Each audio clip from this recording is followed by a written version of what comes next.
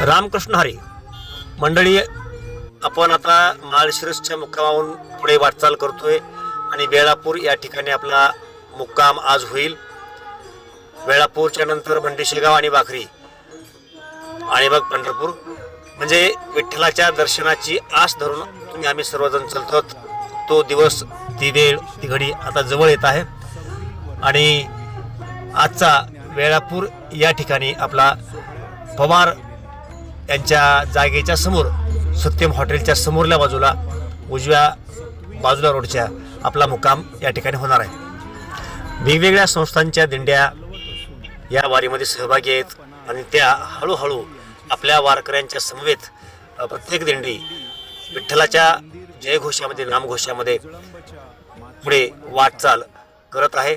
वेळापूर कोण काही दिंड्या आता पुढे सुद्धा जाण्याच्या मार्गावरती आहेत. आपण स्क्रीनवरती पाहताय. अगदी शांत गतीनं, निवांत ढगाळ वातावरण असताना, पाऊस असतानाही आपल्या विठ्ठलाच्या नामामध्ये, भक्तीमध्ये तल्लीन होऊन सर्व वारकरी वाटेने पुढे पंढरपूरकडे वाटचाल करत असलेल्या आपल्याला पाहायला मिळतात. आम्ही सकाळी वेळापूरच्या मुक्कामाच्या ठिकाणी पोहोचलो आणि जे आमचे दिंडीमधले वारकरी आहेत त्यांना सकाळी नाश्त्याची सोय केली. काही जण बसून, काही जमल तिथे आपण तिथं पोह्याचा नाश्ता सर्वांनी केला आणि मग यानंतर दुपारच्या जेवणाची आमची तयारी झाली. आजचे अन्नदाते हे वेळापूर नगरीतीलच एक सद्भक्त आहेत. बबनराव विठ्ठलराव माने देशमुख यांची आज पंगत असून त्यांनी आवर्जून गेल्या वर्षी आम्हाला सांगितलं होतं की पुढच्या वेळेला तुमच्या दिंडीला आम्ही पंगत देणार आहोत आणि त्यामुळं यावर्षी आम्ही त्यांना संपर्क केला आणि त्यांनी सांगितलं की बिलकुल आम्ही यावर्षी पंगत देणार आहोत आणि त्यांची आज पंगत आहे. त्या सर्व पंक्तीचाही लाभ आमच्या वारीतील, दिंडीतील जे वारकरी आहेत त्या सर्वांनी पंक्तीचा लाभ घेतला. दुपारची पंगत त्यांच्या नावे झाली.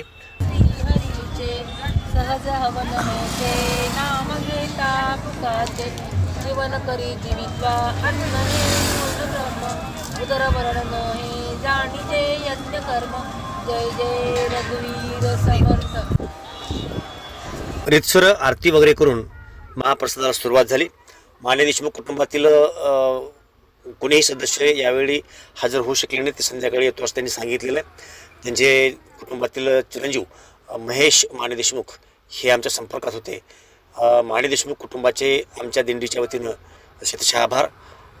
आम्ही त्याचे ऋणी असू, कारण त्यांच्याच गावामध्ये त्यांनी आम्हाला पंगत दिली, त्याबद्दल त्यांचे आभार. पांडुरंग त्यांच्या कुटुंबाला सुखी ठेवो, त्यांच्या कार्याला यश हो, हीच प्रार्थना. तसेच पवार कुटुंबियांचे सुद्धा आभार. त्यांच्या घराच्या समोर आम्ही मुक्कामाला थांबतो. कित्येक वर्षापासून ते या ठिकाणी आम्ही राहतोय आणि आपुलकीने ते आमची विचारपूस करतात. याही वर्षी त्यांच्या गोठ्याच्या पुढल्या बाजूला आम्ही मुक्कामाला होतो आणि आमची गैरसोय होऊ नये यासाठी आमची थोडीशी काळजी घेतली, त्यामुळे त्यांचेही आभार. तसेच आमच्या दिंडीतील जे सर्व वारकरी आहेत त्या सर्व वारकऱ्यांचे सुद्धा आभार मानणं गरजेचं वाटतं, कारण अतिशय गुणी लोक माझ्या दिंडीमध्ये सहभागी आहेत. सर्वच पुरुष असतील, महिला असतील, मनमिळावू वृत्तीचे आहेत, एकमेकाला त्रास होणार नाहीची खबरदारी घेणारे आहेत, एकमेकाचे मन जपणारे लोक आहेत. या दिंडीमध्ये खऱ्या अर्थानं माणसातला देव समजावा ही एक संकल्पना संतांनी मांडली.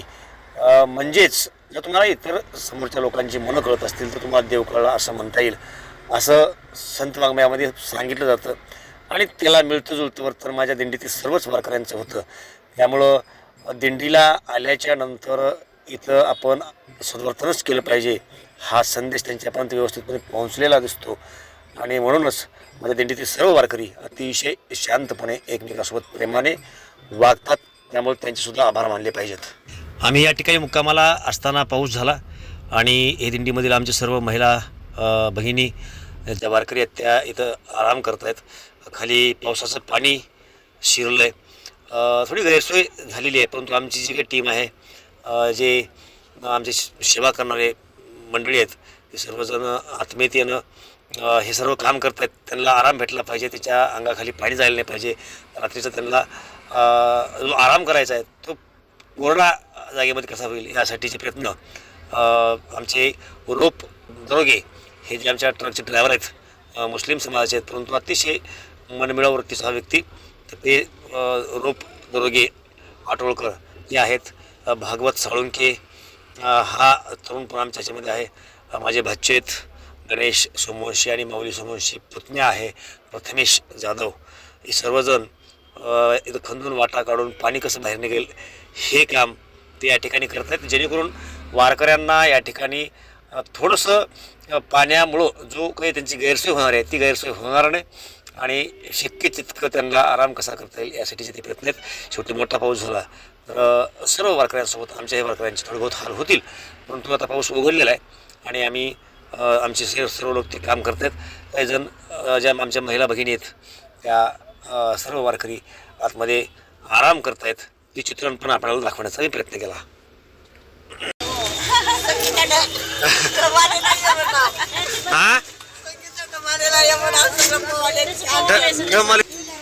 इकडे कसं आहे बुटवाले वारीला आल्यानंतर आपल्यातला माणूसच बाहेर आला पाहिजे, आपल्यातला माणूसच पुढच्या लोकांना दिसला पाहिजे आणि इथून पूर्ण वारी करून गावाकडे गेल्याच्या नंतर तेच सातत्य आपण पुढे दाखवण्याचा प्रयत्न केला. आपल्यातला मानव दिसावा, दानव दिसू नये ह्याची खबरदारी जर प्रत्येकाने घेतली तर आपलंही जीवन सुंदर होईल आणि इतरांचंही जीवन सुंदर होईल, यात काही शंका नाही. आणि हा सेवाभाव जर आपल्यामध्ये असेल तर मग आपण आपल्यातला माणूस दाखवतो असं म्हणावं लागेल. समोर दिसत आहेत ते आम्ही जिथं थांबलो होतो ते पवार कुटुंबियाचे सर्व घरमालक, सोबत आमचे बंधू भगवानराव जाधव हे जेवण करतायत. आणि दिवसभराचा आमचा असा शेड्यूल झाला. शेवटी भजन वगैरे झालं आणि संध्याकाळी मुक्काम करून उद्याला सकाळी भंडी शेगावकडे मार्गस्थ होऊ. उद्याची माहिती परत मी सांगण्याचा प्रयत्न करणारच आहे.